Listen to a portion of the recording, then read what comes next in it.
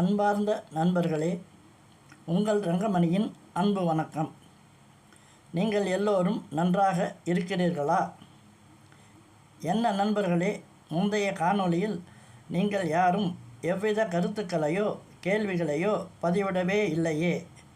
ஏன்? என் மீது உங்களுக்கு நம்பிக்கை இல்லையா என்ன? உங்கள் தலையெழுத்தை மாற்ற முடியும் என்றும், உங்களுக்கு வர இருக்கும் தீமைகளின் அளவை மிகவும் குறைத்து வர இருக்கும் நன்மைகளை அதிகமாக்க ஆக்க முடியும் என்றும் யார் யார் திட்டவட்டமாக நம்புகிறீர்கள்? அது முடியும் என்றால் எப்படி என்பதை உங்கள் அனுபவங்களுடன் எழுதுங்கள். உங்கள் தலையெழுத்தை மாற்றவே முடியாது என்று சொன்னாலும் பரவாயில்லை. ஆனால் அதற்குண்டான காரணத்தை உங்கள் அனுபவங்களுடன் எழுதுங்கள்.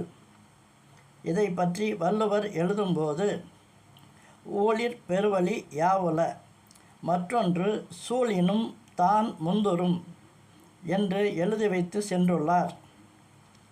இதை பற்றிய உங்கள் கருத்து என்ன? கோவில் பரிகாரங்களை பற்றிய உங்கள் கருத்து என்ன என்பதை எனக்கு தெரியப்படுத்துங்கள். நானே பேசிக்கொண்டு இருந்தால் நான் விரைவில் சோர்வாகி விடுவேன். ஆகையால் நீங்களும் என்னுடன் பேச வேண்டும்.